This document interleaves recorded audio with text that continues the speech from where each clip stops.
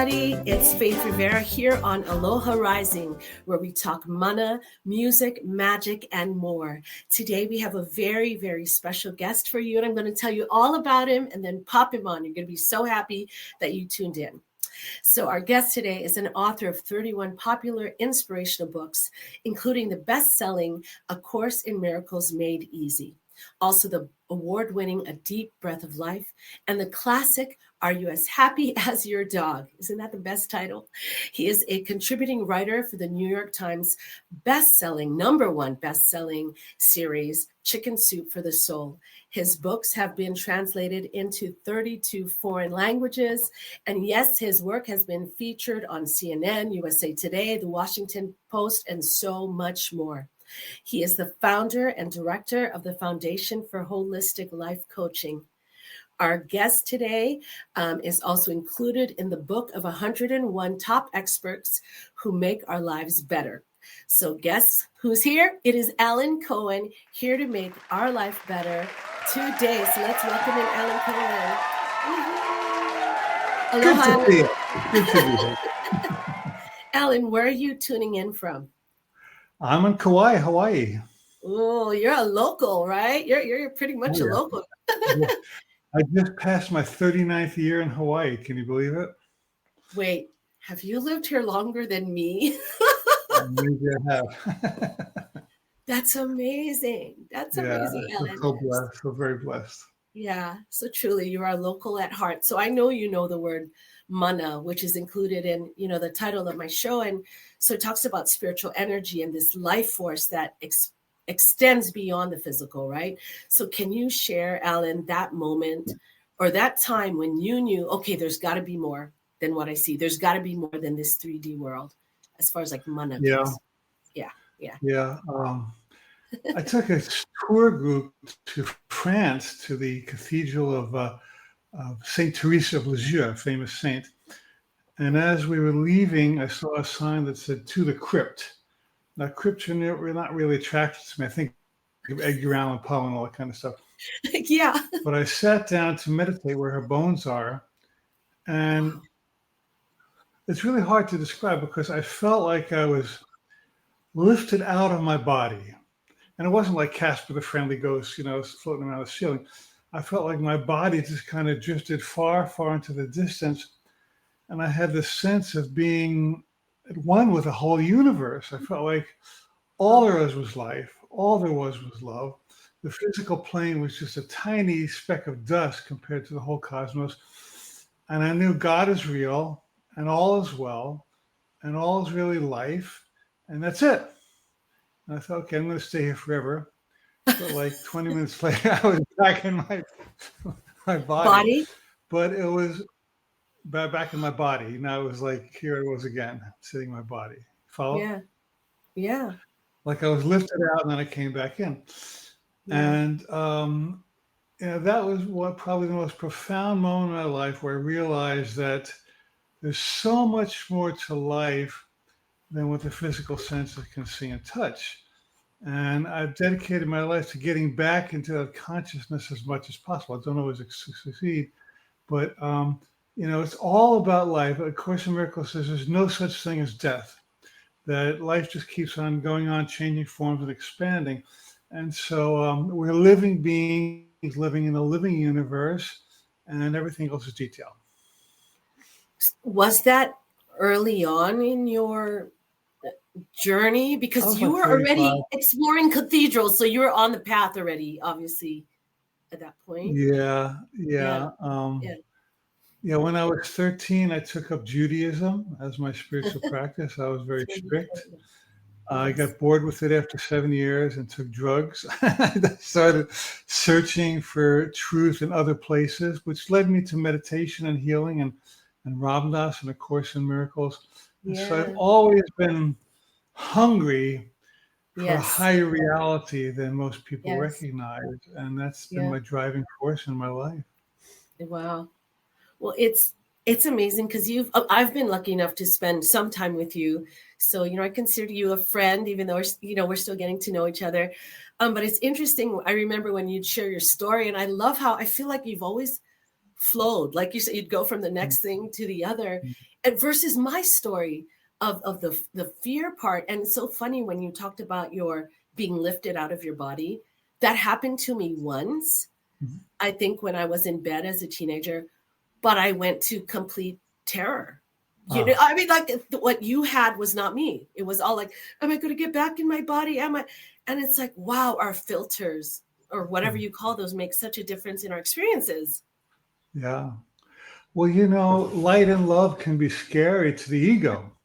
And Yeah. so very often when somebody's about to take a spiritual step to a greater dimension, the old mind comes in and goes booga, booga, booga, trying to scare you. And, you know, it'll succeed for a moment, but, you know, what's the alternative? You just have to keep going. Well, okay, yes. I mean, you make it sound easy. But I'll tell me, have you noticed this living in the islands? I love my Filipino heritage. And yet, from some of these cultures, again, not to blame, but that grow up with Catholicism, it seems to mingle with that guilt and the fear. And it's a lot to overcome. Like in my own journey, Alan, I feel like I've had my own fear, but there's a collective thing behind me that I know I'm healing or breaking through. Does that make sense? Well, absolutely. Ernest Holmes talked about what he called race mind. And that's really just like a big cloud of negative thought that surrounds the earth. And most people, unfortunately, participate in and feed it and feed from it. And so when you go into fear, you're actually joining the collective history of everyone who's ever been afraid on the planet. And that's a lot. So it really does take a lot of gumption and intention and perseverance to hold the light in the midst of a world where most people have gone crazy. It's pretty much what's happening now. So anybody who can hold their center in the space of fear really is making a huge contribution. Alan, you said it so beautifully, and that's really the inspiration, the reason why, you know, me, like who knows me, but that I'm doing this show. It's really that is how can we hold our center together? I know your teachings have really, it's beyond this too, but I know a core of it is a course in miracles. And so would you explain, you know, to our listeners and also to me, what is that definition of miracle and that understanding of miracle? Well, in my understanding, of course, a miracle is a shift in perception. A shift in perception. Okay. From fear to love, from doubt to trust, from separation to connection. It's a change in mind that allows you to see the reality of love where you weren't observing it before.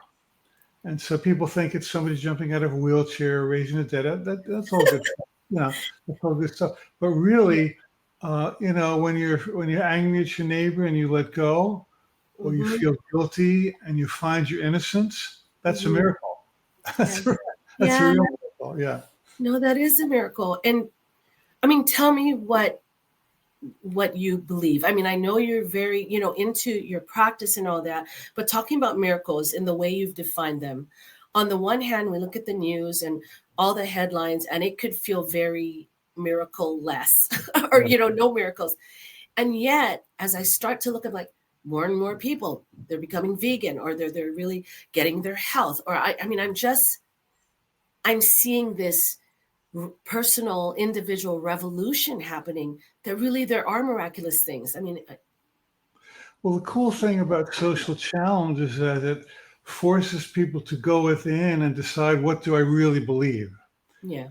And there's a group of people on the planet, it's a subset of the whole population, who would rather be at peace and fight, who would rather talk about love than politics, who would rather enjoy their family rather than try to make somebody wrong. Yes. And, you know, and in that situation, you're really forced to go in and make a different choice than the masses are making. And that's kind of a pun because we can talk about the Catholic masses too, when we're talking about the masses of people. And we're really, it's really pushing a lot of people to show up and claim their dedication to the light. And that's holy. You know, Gandhi said that one person who generates love is more powerful than 1,000 immersed in fear. Yes. So when you put this podcast out or a song, as you well know, you're putting out ripples and vibrations that are really transforming lots of people that you never meet. So each of us must stay on our path to give what we can in the way we feel most passionate about giving it. Yes. Yeah. Well, and you're helping me not come to terms, but I already knew this, but on my other podcasts, I'd be a co-host and I'd be the unicorn, the positive one on this show. And we'd always talk about this idea of, is it spiritual bypass? And I've become very clear. And spiritual bypass means like, we just say, it's happy, it's good, like on a surface level. Yeah. But what you're talking about and what I'm talking about is an intentional, like, effort or focus to see what is love there, to know that you're love. And I mean, you realize that dark stuff is going on. There's a lot of ugliness in the world. We're not denying that. But we also have the power to transcend it. I mean, you could accuse Jesus of spiritual bypassing when he said, when your eye is single, the whole world, your whole body's be filled with light. Yeah. Like, Jesus, you're not looking with two eyes. You should watch the news more. Why don't you look at CNN, dude? But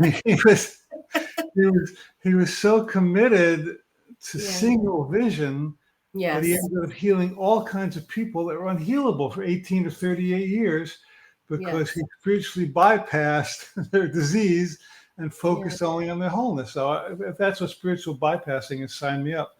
Yeah.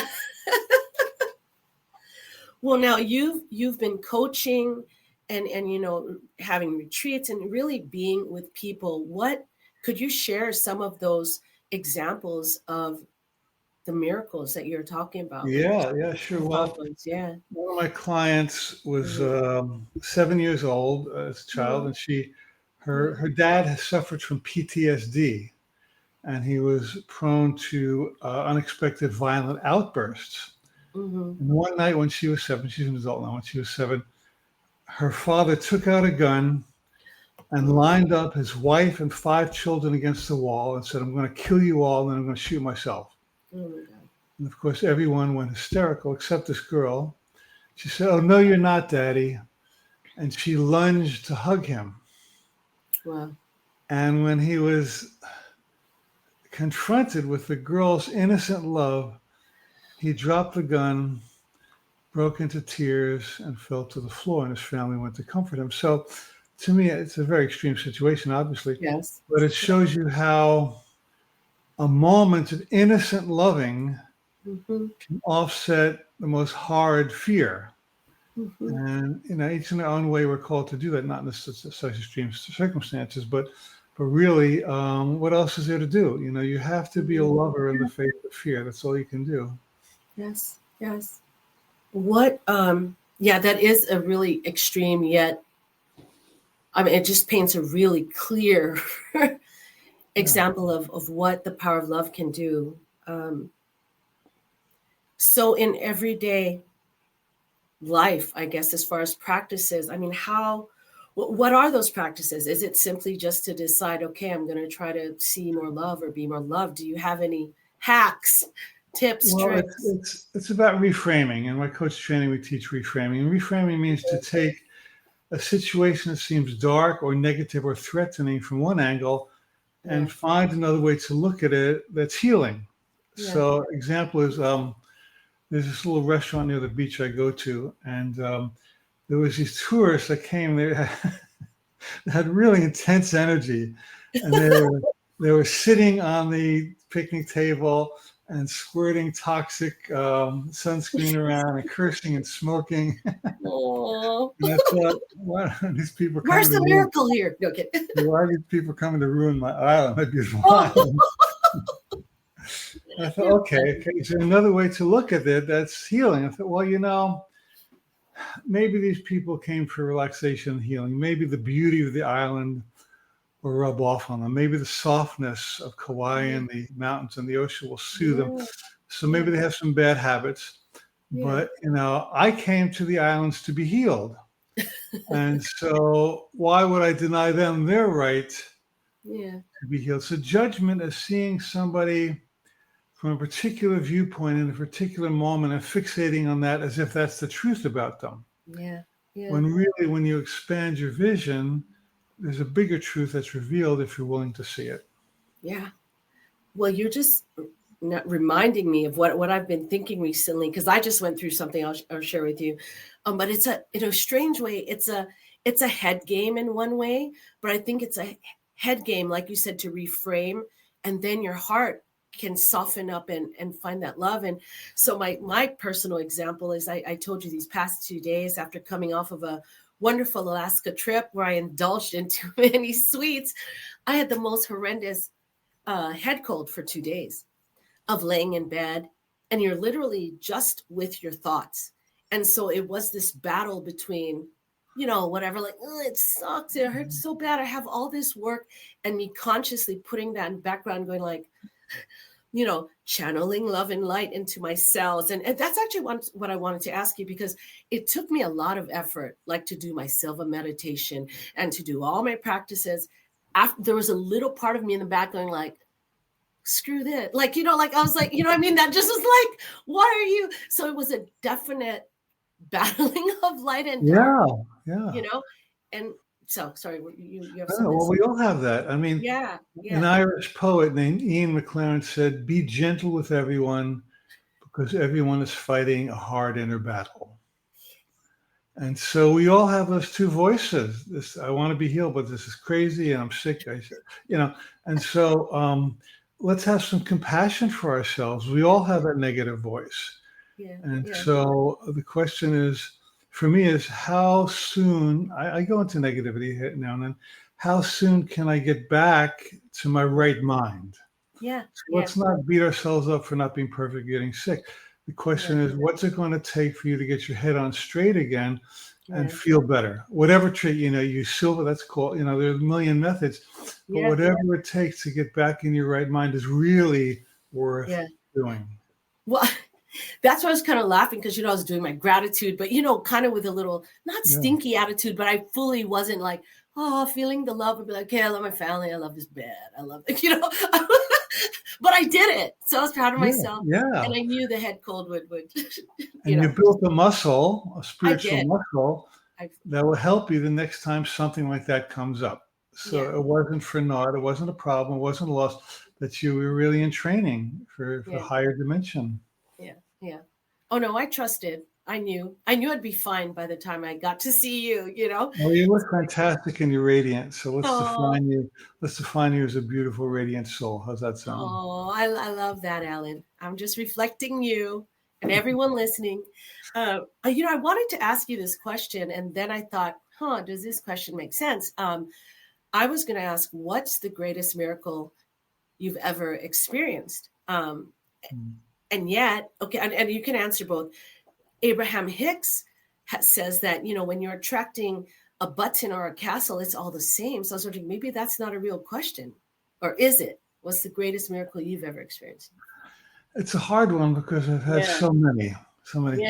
Yeah. The first that comes to mind, when I was like 21 or so, I went with my girlfriend to a rock festival in Puerto Rico. Cool. And those are the days of sex, drugs, and rock and roll, literally. And so... And you did them all? I did them all. Yeah, I was 100%. I did everything diligently. And one night, thousands of hippies camped out on the beach. And one night, after my girlfriend and I went to sleep, I got up and I took a walk along the beach. And I did probably the stupidest thing I've ever done. I would walk along and people would put like little pills in my hand and I would down them, and I had put liquor in the other hand, I would down it. And it was pretty gnarly. Okay. And I had what was known as a bad trip. Okay. And I went into like a paranoid fantasy that these local Puerto Rican guys who were hanging around had raped and killed my girlfriend. Oh my God. And they were going to come and kill me. And I really, when you're in paranoia, it seems real. Yeah. And I did not believe I would ever see the light of day. But somehow the drugs wore off. And I remember sitting on a rock watching the sunrise and knowing that it was all going to be okay, that this fantasy I went into was just a nightmare. It was not real. And I realized for the first moments of my life what grace is. which means that in spite of our utter stupidity, we have grace and we're loved. Yes. And the things that we're so afraid of are really more nightmares than reality. And when you relax and come out on the other side, there's the love of God waiting to greet you and say, I love you and everything is okay. So to me, it was a great training in the truth of grace, which I've never forgotten and which has only expanded since that time many years ago. Well, yes, now you go to different kind of gatherings. Yeah. Meaning like this retreat that you are doing in February that I'm so lucky I get to be a part of again. Could you tell everyone about that? And it is filled with grace and love and aloha, I must say. Yeah. Well, it's based on A Course in Miracles. It's a 4-day retreat, 5-day retreat on a beautiful retreat center in the Big Island of Hawaii. And we do is we get together and we go deep into what does it take to choose love over fear, and who am I really, and what's the nature of my true connection with my brothers and sisters. So it's really there's exercises, there's meditations, there's laughter, there's music. We have this fantastic musician named Faith Rivera. She just energizes everybody. Even the most boring people want to get up and dance when she sings. And so it's really a celebration of the presence of love in our lives. Plus, what we really seek to do is build skills so we can take the retreat home with us and make our life at home more like the retreat instead of a black and white difference. So I love doing this. I've been doing it for many years. And it's my joy to work with people who are really sincere about opening their hearts to a greater life. So, I mean, what better profession could you have than hanging out with people in the Love Fest for 5 days and getting high with everybody spiritually? I mean, to me, it's better than any drug I ever took. Well, and not to mention the backdrop of the Big Island, the beauty of that nature, that ocean that's there, and great food. So yeah, it's February 23rd to the 27th, and we will have links for the retreat because it is limited. I think there's only maybe like the 30-ish people. Yeah, we're about half full already. Yeah. So before we end, Alan, I like to do this part in our show called the aha. And yeah, there's a aha. No, there is. But the aha is, insight from our time together or something you just really want to leave our listeners with. Well, my insight is your bright energy. That you're such a light bulb. And even though you weren't feeling well, somehow you showed up and you're just radiant and shining and laughing and asking great questions. So, I know how much you strive to be the light of the world. And as far as I'm concerned, you're succeeding. So I've enjoyed basking in your presence as always. Oh my gosh, Ellen. Thank you. Thank you so much. Well, I was going to say my aha, or the thing that impacted me most is you're like the roots, like just so deep in the love that you've experienced. And if I were envious, I keep wondering, I'm like, is this from Hawaiii culture? Like if Filipinos have joy and fear and music, do Hawaiis have like just go for it? I'm sorry, Hawaiis, for those of you listening, it usually means, Caucasians or foreigners. But I'm like, is that a Caucasian thing? Just so bold and just do whatever? I think we all have boldness in us if we're willing to activate it, really. Well, it's true. I consider you bold, so. Okay. I am in certain ways. But your groundedness in that love, like you're just living an example of it. And so I have to remember next time I'm doubting, I just go think of Alan's roots. Think of Alan on the beach, escaping from the drugs and seeing the sunrise. That was a miracle, yeah. And then one final fun thing that I think is fun is called the dare. I think, with COVID and everything going on in the world, like you were saying earlier, I mean, this is the time for us to delve into that greater part of us. So what is your challenge, your invitation for them to try, for our listeners to try out for a week or two? It's a subtle one. It's dare to choose innocence. Wow. In other words, the next time you feel guilty about something, ask yourself, if I were innocent, if I knew I was innocent, how would I be seeing myself differently? And conversely, the next time you're choosing to see somebody else as guilty, if they were really innocent, how would I see them differently? So it sounds kind of light and subtle, but it's actually ultimately transformational. That is not light or subtle.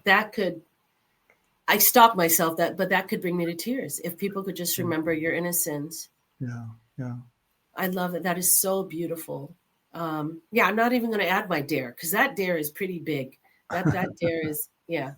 Thank you. So we are challenging everyone, to find that innocence, not only in yourself, but in all the people you interact with, even those tourists that come to your island.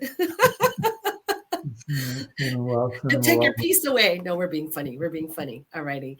So thank you again, Alan, for spending your time, sharing your heart and your wisdom, all your stories. Everyone, please go visit alancohen.com. Just scroll down to the upcoming programs and products. You'll see the retreat and so much more going on there. And of course, if you liked our episode, because we are cool, right, Alan? We are so cool. Please like, share, and subscribe this particular episode. And as I always say, okay, Alan, you have to keep flowing, and keep growing. Keep going, right? Any last words from you? Great to be with you. I'm so glad you're doing this podcast. It's such a gift. Thank you, Alan. Thanks, everybody. Aloha. Aloha. Aloha.